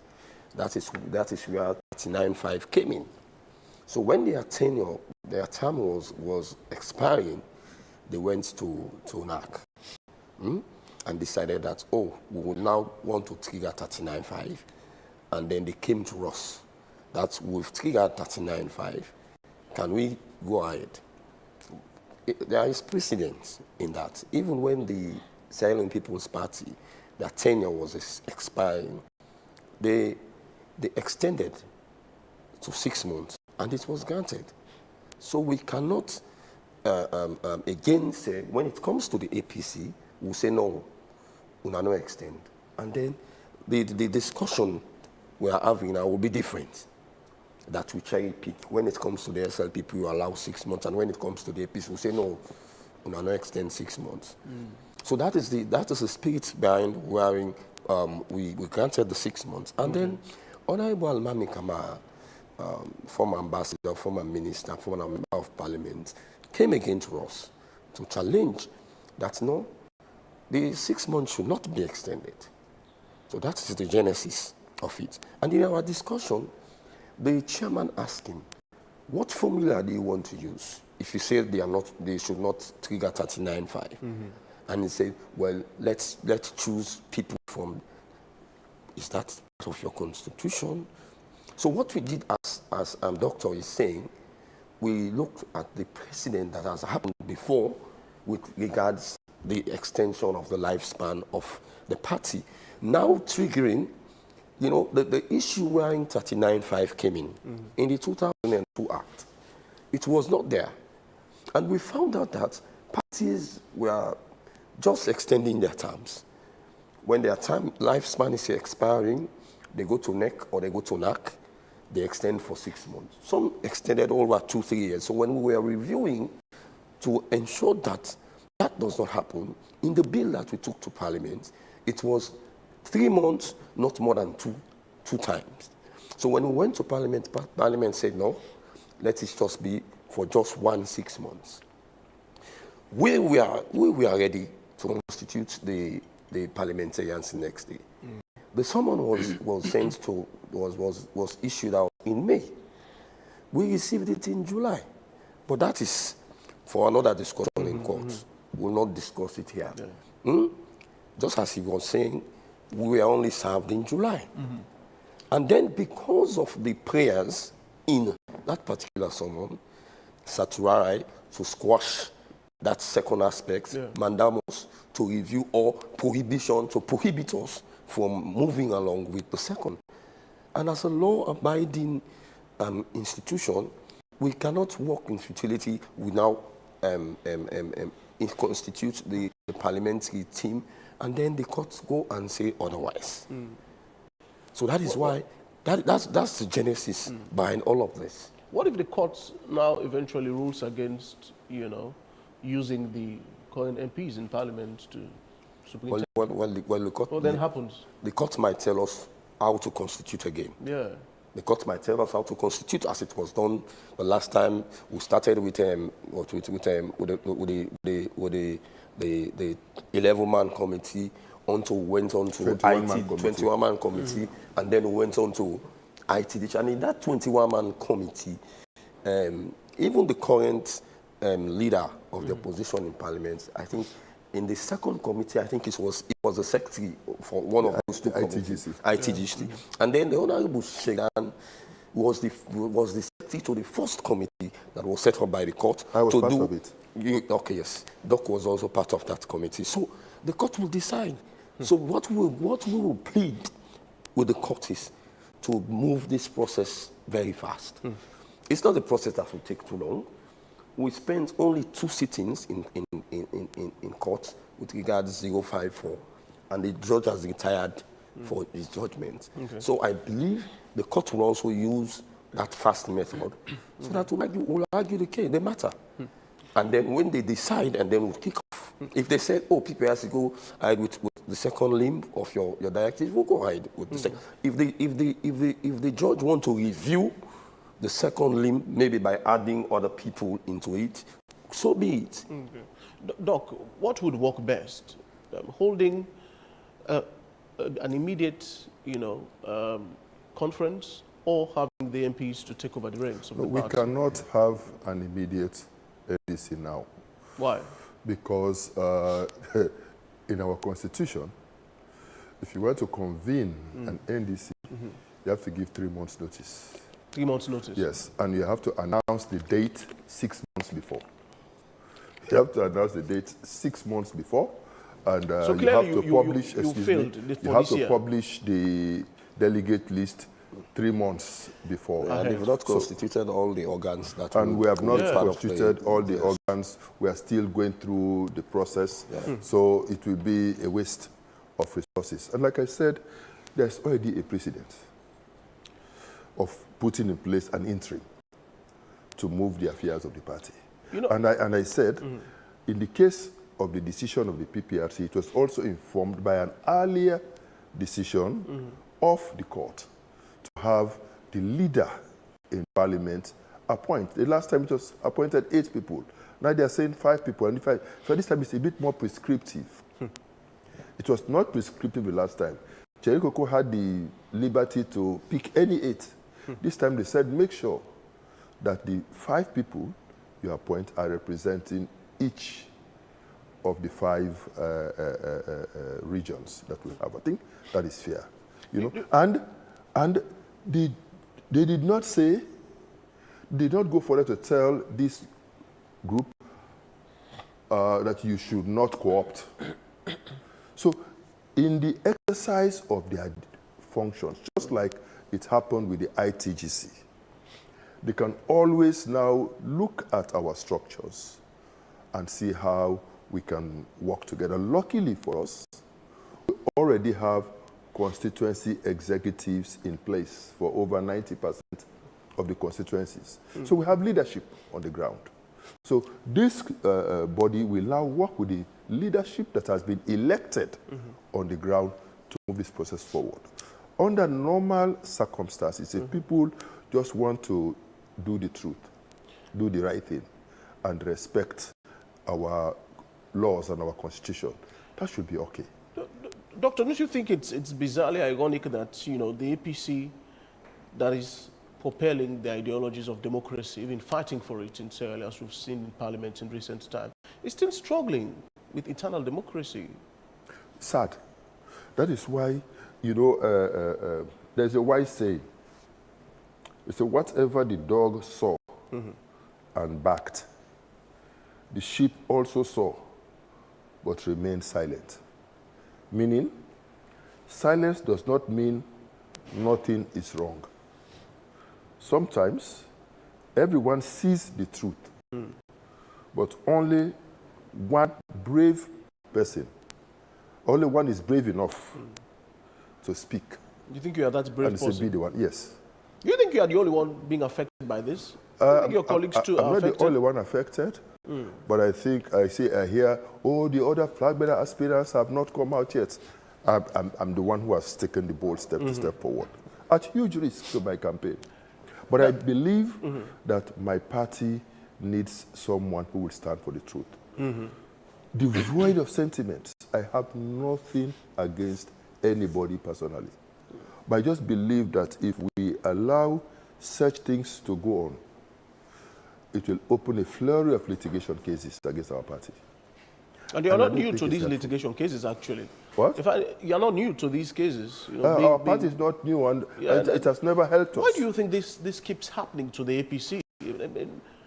Because every time that we approach elections, you have all of these. Because we have people court injunctions, internal fighting. Who continue to do the wrong thing. We have people who continue to take pleasure in. Before now, I thought it was a problem of your constitution, but it has been reviewed, and you're still having these problems.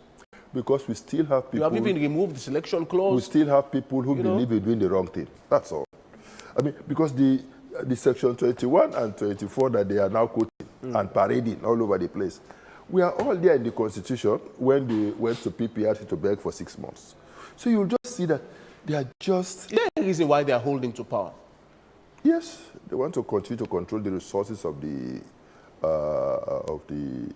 party. They want to. They believe that when they take us to convention, it might give them some advantage, since they will also be contesting for their positions. All of them are contesting again for their positions. So if I am the referee in the match, naturally I have an advantage over the other player, and so they think they can leverage on those types of things. Plus, they might also have other interests in terms of who they want or do not want to be in what other position, as the case may be. So maybe, just maybe, these types of things are influencing them. But either way, for me, we have to be mindful as leaders not to set bad precedences.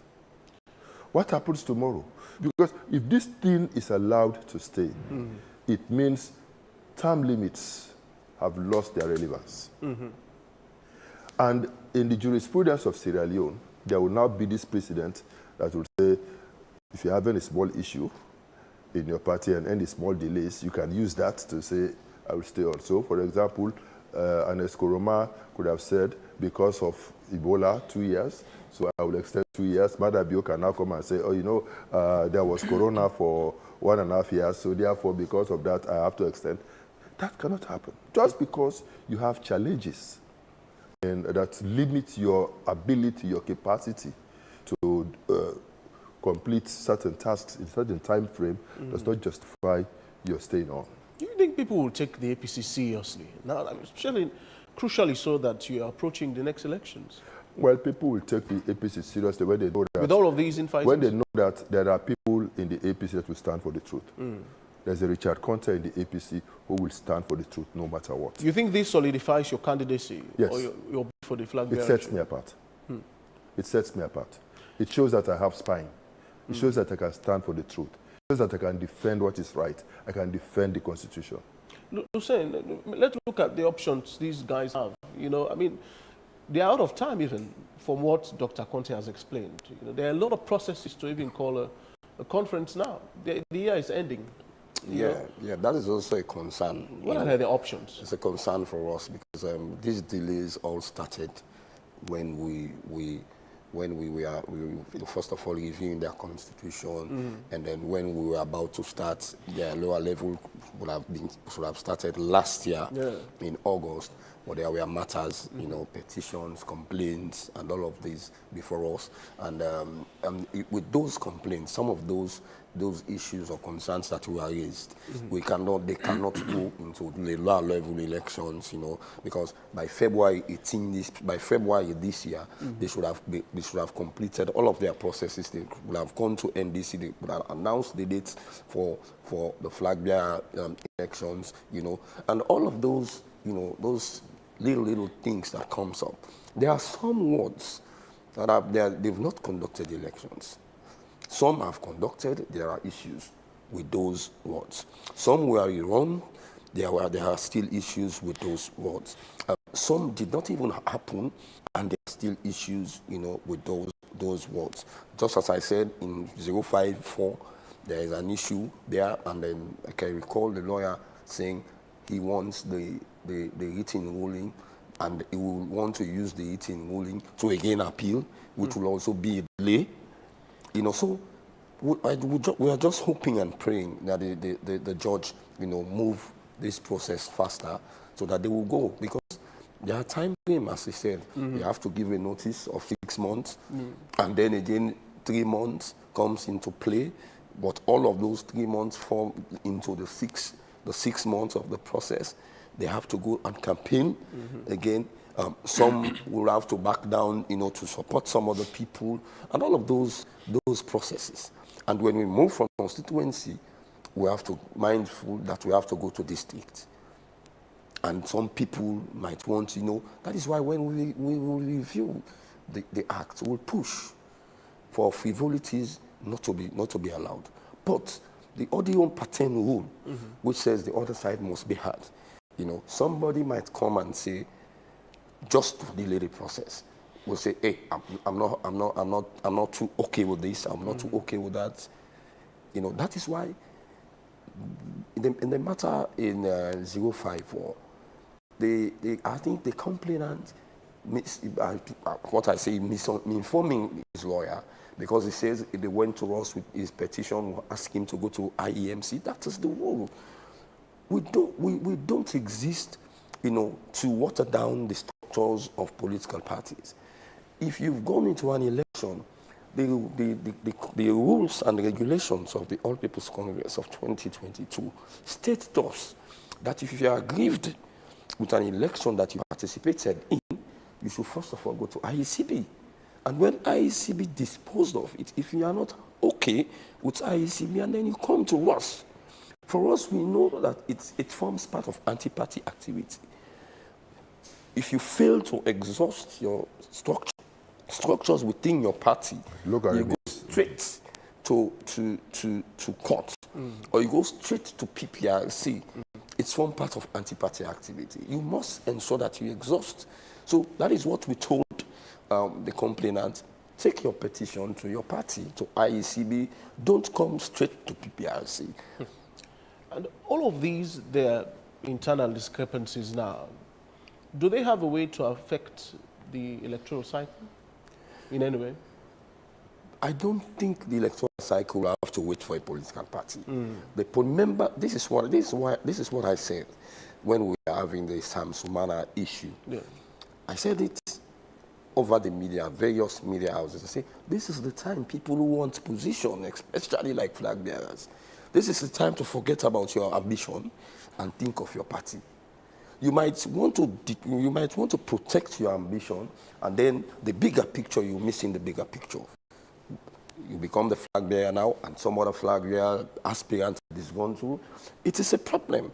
Some might want to go to court. Some might want to move away to another party or form their own party. So I think this is the time they should step up. The elders of the party should step up and speak to the membership that, hey, after campaign crew, they waste this party in time. In the electoral cycle, no, they wait for person because it's already fixed, it's already set. So this is the time flag bearer aspirants and all the people who want position in the party to sit and think APC. Don't sit and think Dr. Richard Conte or Lucien Nomo or Mr. Jones. Think of APC. Your action or your inaction, what it will cause the APC when we speak about the bigger picture. Doctor, if at all eventually all of these, sonkos, quote unquote, get to affect the APC's bidding for, the next election, would you blame yourselves squarely? Let me start by stating that I agree. With what? With what Lucien was saying. Okay. That this is the time for us elders of the party, flag bearer aspirants, to speak up, to save the party. This is not about any individual. The issue at stake now is bigger than any of us. And if we keep quiet, we are just delaying the process. I think this is something that common sense, good reasoning should prevail. And they just say, what's the hustle? If this thing is allowed to continue, it will delay the process for us to go to convention. As it stands now, best case scenario, we'll be going to convention around February, not before February. Best case scenario. Of what good? And the more it delays, we have already gone against the spirit of our constitution, which had required that we have our flag bearer in place 2 years before the election when we are not in power. Already, that one is no longer possible. But that is a lesser issue. It will just reduce the time available for us to campaign. But I just think that as APCMs, we have to learn to do the right thing. And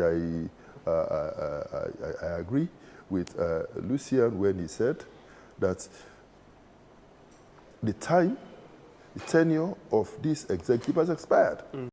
And under normal circumstances, this court cannot rule that their tenure should continue. The only thing the court might do is to vary the decision of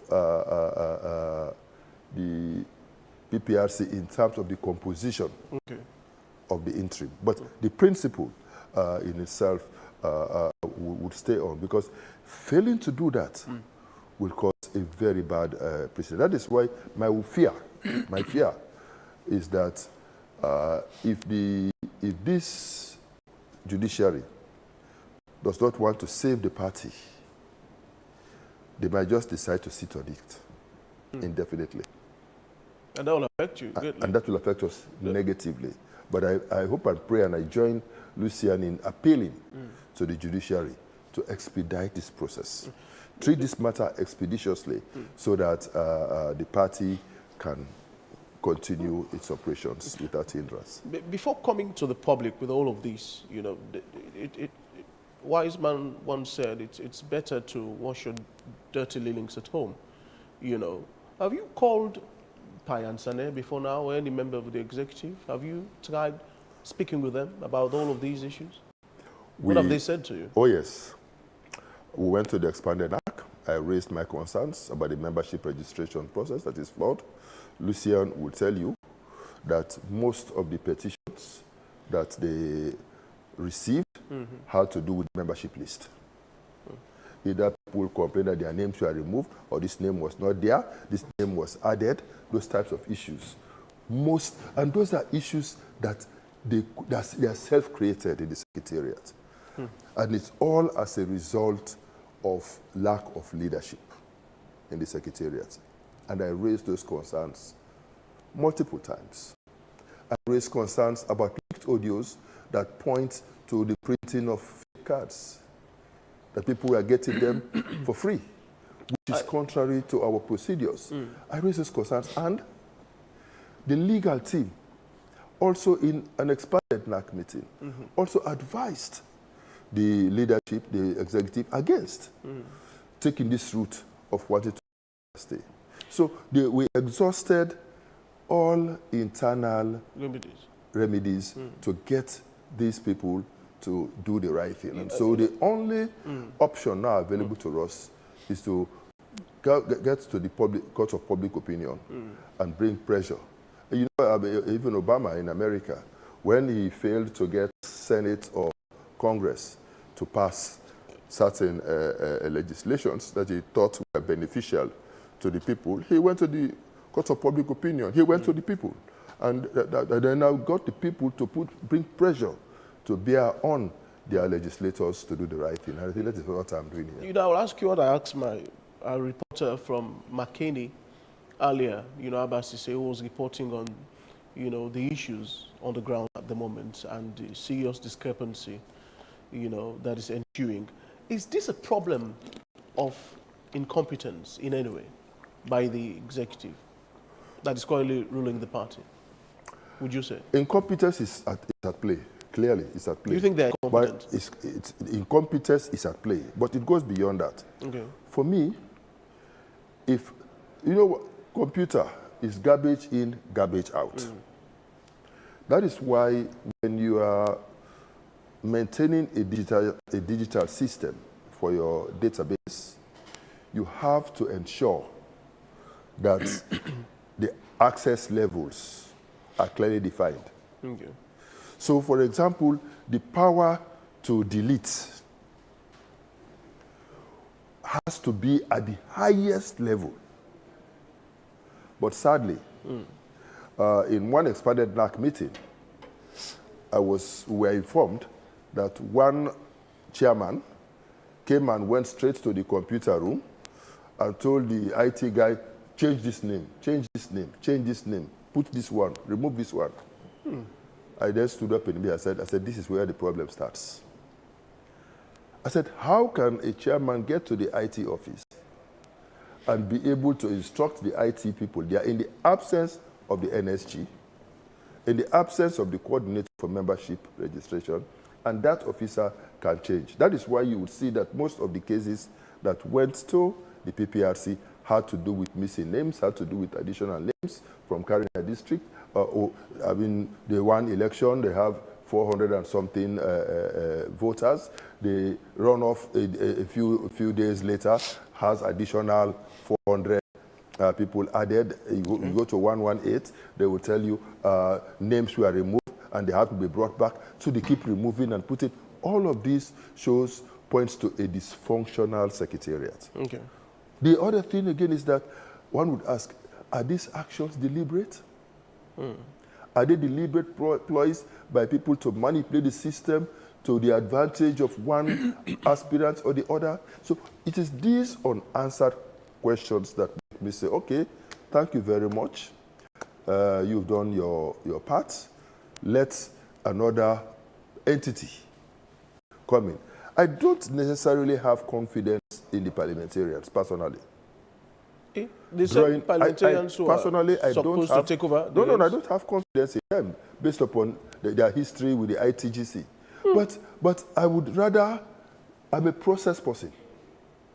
They are the only entity that can be given that task legally because they are elected and they are representing all of us in the party. So they have the But if you don't trust them, to what end should they even be considered for this? No. If you don't trust them, they are the highest. These are your elected leaders, body. aren't they? They are the highest elected body. So they can come in. But you have your reservations. You don't trust them. Yes. So no matter what they will do eventually. No. If the process, that's why I said I'm a process person. Okay. Let's just allow a free, fair, and transparent process. Allow everybody to be a part of the process. We will try to correct some of the ills of the last election. We will try to correct them. And then when we correct them and put necessary measures in place, I think we will be fine. I'm sure when this new interim body comes into place, they will invite all of us, we will sit down, and we'll try to see what measures can be put in place to ensure that we have a free, fair, and transparent process. Lucien, in the meantime, what do you do? Well, is there anything you can do at the moment? Well, there's nothing we can do, but there is the IEMC. They have a responsibility. They will continue with the rest of their elections until the court instructs us now that we should do A, B, or C. But there is the IEMC. They are in place, so they can continue with their elections. As Doc said, they've gone like 90-something to 95 to 96%, you know, with their constituency elections, you know, save for few wards. So they can continue where there are no issues, where there are no problems, they can continue with district level, whilst those others will catch up with them as they go, because they cannot wait. They cannot wait. So they need to continue because time is of essence. Kamal Charles is saying that, well, he's Honorable Usman Abdal Timbo, who drafted the party's constitution. There are a lot of messages, actually. People seem to be quite interested in this topic this morning. Payan Sane should give room to young and vibrant minds of the APC. This not to anarchy where you tempt down and forgo and give room to others. That's from Hawana to Bangura.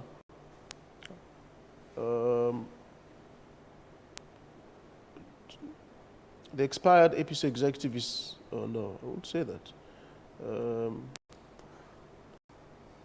Dr. Richard Conte is the true son of the APC and he is willing to stand for the party and the people of Sierra Leone. And Sumana Mage Kamara is saying there. The president of putting in place an interim body is constitutional. How would that happen when it's against the APC constitution? Anyway, there are a lot of them, but let's hear from McLean Ransford quickly for sport. Good morning. Very good morning. Less than a minute, actually. Thank you very much for having me on sports this morning, Victor Jones. Now, first story, Sierra Leone international striker Kumbazaina Brema has joined Spanish side Deportivo Alaves on a season-long loan from Riga Women's Football Club in Latvia. The 24-year-old forward is known for her strength, pace, physical presence and ability to play in different attacking positions, particularly as a centre forward. Brema arrives in Spain after an impressive spell with Riga Women's Football Club, where she finished as the top scorer in the Baltic Women's Champions League, scoring 23 goals. She also featured for Riga FC in the UEFA Women's Champions League qualifying rounds, further showcasing a goal-scoring ability. Her move to Alaves marks another important step in her career as she looks to make an impact in Spain and continue her development at the high level. Now to another story. Sierra Leone Women's Premier League champions Mogbema Queens FC have arrived in the Gambia to compete in the Group B of the CAF Women's Champions League WAFU A qualifiers. The Queens were drawn alongside host Belu Green and ASC Bolunta of Guinea. This tournament marks Mogbema Queens' third appearance on the continental stage. The club will be aimed to build on its domestic success as it seeks to secure qualification for the CAF Women's Champions League group side. Well, interesting fixtures over the weekend in the English Premier League as Man City grab a late win at home to defeat FC Bournemouth 2-1, whilst Newcastle United 3 points slip away in the final second after a 99th minute Liverpool penalty secure draw for them. Well, tonight, Chelsea will face Fulham. With us over sports this morning on Wake Up Sierra Leone. And over to you, Victor Jones in the main studio. Thank you so much, Ransford. Dr. Conte, I mean, in a few seconds, if you are to say anything to the current executive of the APC, what would you tell them? I'll make an appeal. Okay. A passionate appeal to them. Right. Please note that what you are doing will affect the jurisprudence of Sierra Leone if this court upholds your decision. What you are doing will be bad. So please do the right thing. Step aside, let an interim body take us to convention. Right, Hussein, any final words? Well, the final word is just an appeal to the membership and the leadership and the elders of the party, like I said, you know, to come together, forget about their differences, forget about their ambition, and think about the APC. Right. Well, this is where exactly we would end today's edition of Wake Up Sierra Leone on the Africa Young Voices. We say thank you very much indeed to our sponsor, Wakeup Commercial Bank, for their support to the program, and to our valued audiences across the globe. We appreciate your time. I am Victor Jones, and please stay tuned to the AYV throughout the day for the exciting programs coming up. Till we meet again tomorrow morning, take care of yourself. Remember to show kindness always. Goodbye.